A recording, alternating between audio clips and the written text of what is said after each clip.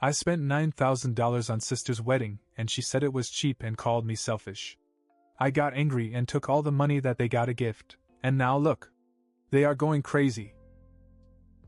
I'll admit it up front, I'm not a rich guy. I make enough to get by, pay my bills, and occasionally splurge on something nice, but that's about it. So when my parents asked me to help pay for my younger sister's wedding, it wasn't an easy decision. It wasn't like I had $9,000 lying around. But I said yes. You see, my sister Emma and I grew up close, and even though life had taken us in different directions, I still wanted her to have the days she dreamed of. I thought, hey, if I can't live the dream, at least I can help her start hers. I had to dip into my savings and say goodbye to some side projects I'd been funding, but I did it. $9,000. Not a loan, not a conditional gift, just go for it, Emma, make it count. At first she was thrilled. She texted me about how amazing the venue was, the dress she was eyeing, the decorations they were planning. I was really happy for her. I didn't even mind when work pulled me away on her big day. I figured the money I gave would more than make up for my absence. The wedding came and went, and from the little I heard, everything seemed to go well. Emma even called me the next day, and when I asked her how everything went, she just said, "It was fine, yeah. Thanks for everything." I didn't think much of her tone at the time. People are exhausted after weddings, right? But a few days later, I stopped by our parents' house, where Emma and her new husband, Alex, were staying. Everyone was sitting around the table when I asked how the wedding went. That's when Emma dropped the bomb. "It was okay," she said, dragging out the word as if deciding whether to sugarcoat it. "But honestly, it felt kind of cheap. I mean, we wanted something more elegant, you know? More upscale. Alex and I were actually thinking maybe we should do another one, something more appropriate." She didn't even look at me when she said it, just stirred her coffee as if we were talking about bad weather. I looked around the table. My parents remained silent, looking everywhere but at me. Alex shifted uncomfortably but didn't say anything. Then it hit me. $9,000 scraped together from my savings, and my sister had the nerve to sit there and call it cheap. And it wasn't just the word. It was the way she said it, as if I'd handed her a crumpled $5 bill instead of making a real effort to make her day special. I couldn't stop myself. "Are you serious? $9,000 isn't enough for you? You're actually thinking about having another wedding because this one wasn't fancy enough?" Emma finally looked up at me, her face blank, like I was the crazy one. "I mean, it's not just about the money," she said with a shrug. "It's about the vibe. I wanted something that people would remember." For a moment I could only stare at her. Then I said the one thing that changed everything. I stood there trying to process what she just said. The wedding I paid for wasn't memorable enough? My $9,000 wasn't enough to give her the vibe she wanted? I couldn't hold back. "You know what, Emma?" I said. "If you wanted a royal wedding, maybe you should have paid for it yourself instead of relying on me to finance it." That got her attention. She narrowed her eyes at me, as if I were the one being unreasonable. "It's not that I don't appreciate it," she shot back. "But honestly, if you couldn't afford to do it right, maybe you shouldn't have offered in the first place." I don't know what stunned me more, her words or the fact that Alex, her new husband, still hadn't said anything. My parents just sat there like they were watching a train wreck they didn't want to be a part of. "Are you kidding me, Emma?" I asked, my voice rising. "I worked my ass off to save this money for you. Do you even know what it cost me to get you this? And now you sit here and act like it's my fault that your wedding wasn't good enough for you?" She crossed her arms. "I'm just saying, I wanted something better. And now Alex and I are thinking about doing it again. Something smaller, more exclusive." I laughed. I couldn't help it. "Smaller and more exclusive? You mean more expensive, don't you?"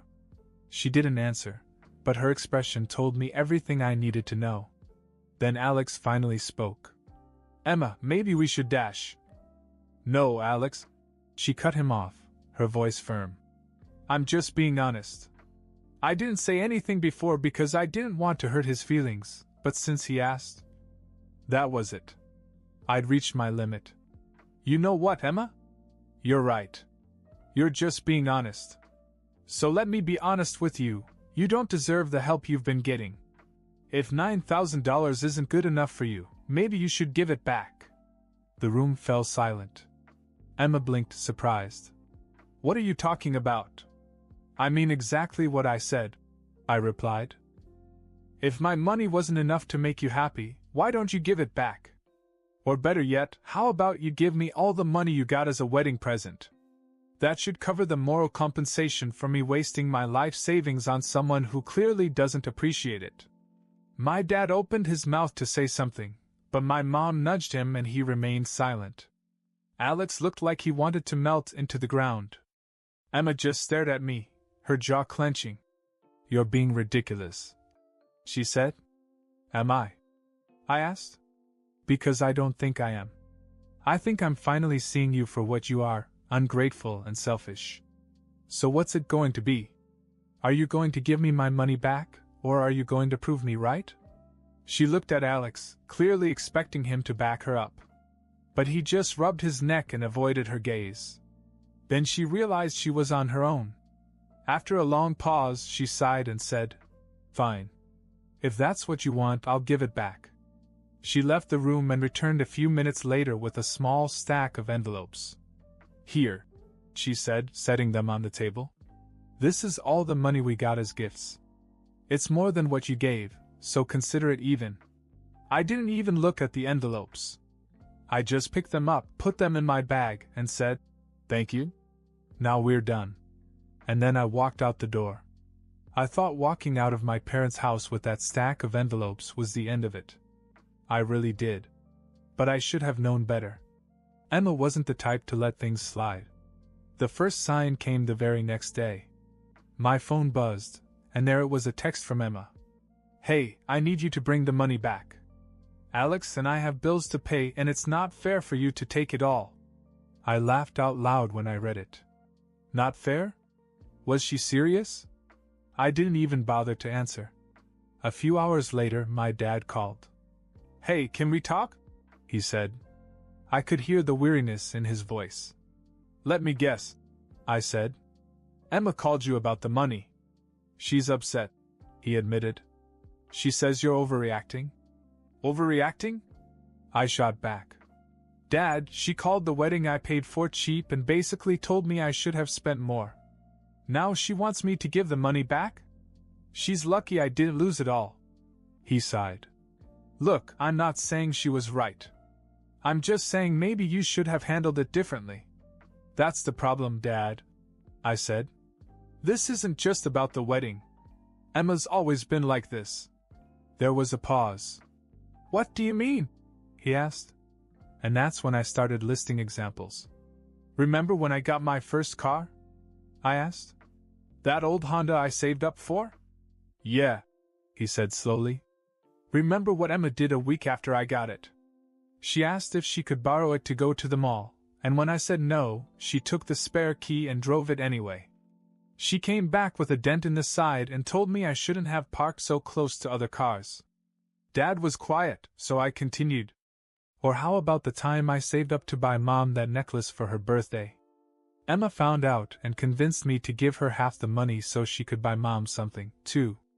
She ended up spending it on herself and got Mom a candle from the dollar store. I could hear him exhale, but he still didn't say anything. And let's not forget the time I helped her with the rent. I continued. I gave her $500 because she said she was going to be evicted. Then I find out she used it to buy tickets to a music festival. She didn't even apologize when I confronted her about it. She just said, "You'll get over it." Okay, Dad finally said. I get it. She's made mistakes. But she's still your sister. Yeah, and I've been cleaning up her messes for years, I said. There comes a time when enough is enough. He didn't have an answer for that, and frankly, I didn't expect him to. A week passed, and I thought things were finally calming down. Then Emma pulled another stunt. I was at work when I got a call from my bank. We've noticed some unusual activity on your account, the representative said. Did you authorize a transfer of $3,000 this morning? No, I said immediately. My stomach sank. Who is the recipient? The rep gave me the name, Emma Johnson.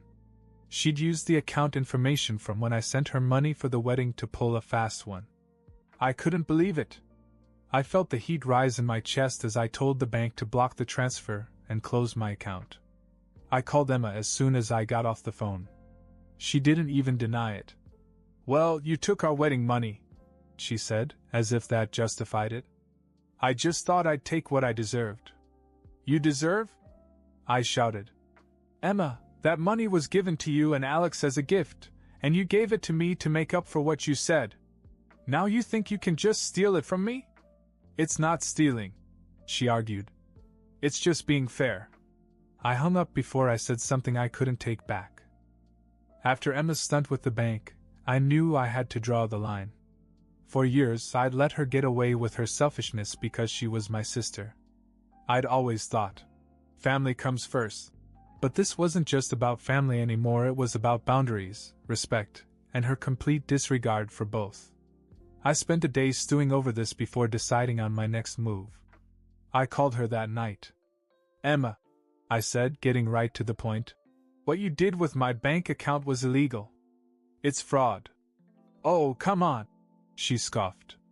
I was just trying to take what you shouldn't have taken in the first place. You made this mess, not me. Listen carefully, I said, keeping my tone as calm as possible. If you try anything like this again, I will go to the police and get a lawyer. You will not manipulate or steal from me again, Emma. This is your last warning. For a moment she said nothing. Then she laughed, but it wasn't the carefree kind. It was nervous. You wouldn't do this, she said. You're not that kind of person. Maybe I wasn't, I replied. But I am now. Don't test me. I hung up before she could answer. I didn't hear from Emma for a few days after that, and I honestly hoped that the threat had been enough to scare her into stopping. But just to be sure, I took action. I contacted an attorney to see what my options were, and they confirmed that Emma's attempt to transfer money from my account was grounds for legal action. A few days later, I had the lawyer draft a formal letter explaining the potential consequences of her actions: fraud charges, fines, even jail time, and what would happen if she tried it again. I sent the letter to her by certified mail, just to make sure she'd get it. The next day, I received a frantic phone call from Emma. Are you serious? She screamed. You sent me a letter from a lawyer? What the hell is wrong with you? What's wrong with me? I said. You tried to steal from me, Emma. This is what happens when you cross the line. You're taking this way too far, she yelled. We're family. You're supposed to be helping me, not threatening me with lawyers. No, I corrected her. Family doesn't do what you've done. Family doesn't call someone's efforts cheap, steal their money, or justify their selfishness by saying, we're family. If you don't want to deal with lawyers, stop giving me reasons to involve them. She started to argue, but I wasn't interested in her excuses. I ended the call. The letter did its job. From what I heard through my parents, Emma was in a panic. She kept calling them, crying about how I was being unreasonable and making her life miserable. But when she realized I wasn't bluffing, her tone changed. A week after receiving the letter, she called me again. This time she wasn't yelling. Look, she said, I'm sorry, okay? I shouldn't have done that to your account. I was upset and I wasn't thinking straight. Is that your way of saying you're going to stop? I asked. Yes, she said quickly. I promise. Just don't get lawyers involved, okay? I can't deal with that. Fine, I said. Then we're done here. Don't make me regret letting this go. I hung up and felt a weight lift off my shoulders. Since then, Emma has kept her distance. I don't know if it's out of guilt, embarrassment, or anger, and honestly, I don't care. She's learned the hard way that I'm done being her doormat, and for the first time in years, I feel like I can breathe. As for my parents, they're still trying to play neutral, but I've made it clear where I stand. I love my family, But love doesn't mean enabling someone's bad behavior. Sometimes the kindest thing you can do is hold a mirror up to someone's face, and if they don't like what they see, that's on them. If Emma ever changes, maybe we can work things out. But until then, I'm done cleaning up her mess. I hadn't heard much from Emma in the years since everything had happened. She didn't reach out, and neither did I. My parents would occasionally give me updates, but they were vague things like, "Emma's working things out," or "she's going through a lot right now." I didn't ask for details. I figured she needed time to come to terms with her decisions, and honestly, I was still too burned to care much. Then, out of the blue, she called me. At first, I wasn't sure I even wanted to answer. But curiosity got the better of me and I answered. "Hey," she said, her voice lower than I'd ever heard it. "Can we talk?" "What's this about?" I asked. There was a pause before she said, I need to see you. Please." Against my better judgment, I said yes. We met at a coffee shop the next day, and when she walked in, I almost didn't recognize her. She looked different. Not in a dramatic way, but there was something softer about her. She didn't have that air of entitlement she used to carry with her everywhere she went. We sat down, and for a moment neither of us said anything. Then she took a deep breath and began to speak. "Alex left me," she said, her voice shaking slightly. "It was 6 months ago.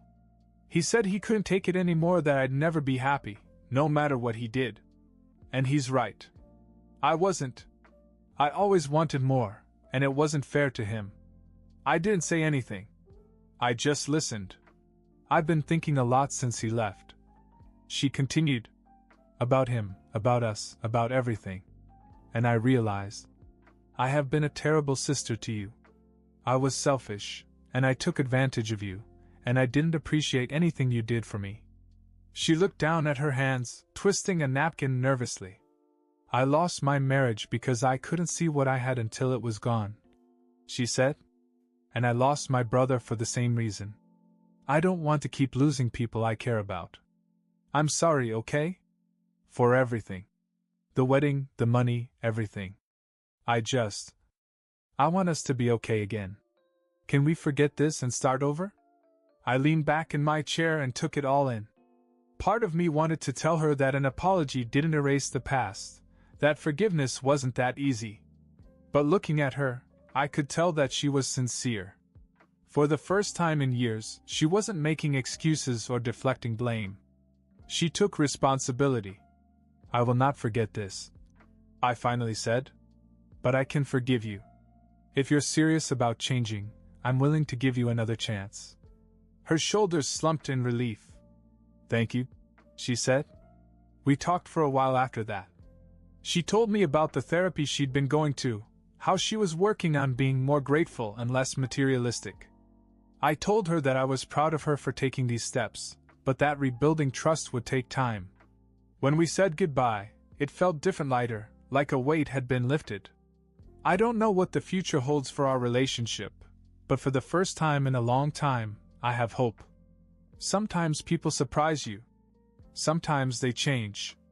And when they do, maybe they deserve a chance to prove it.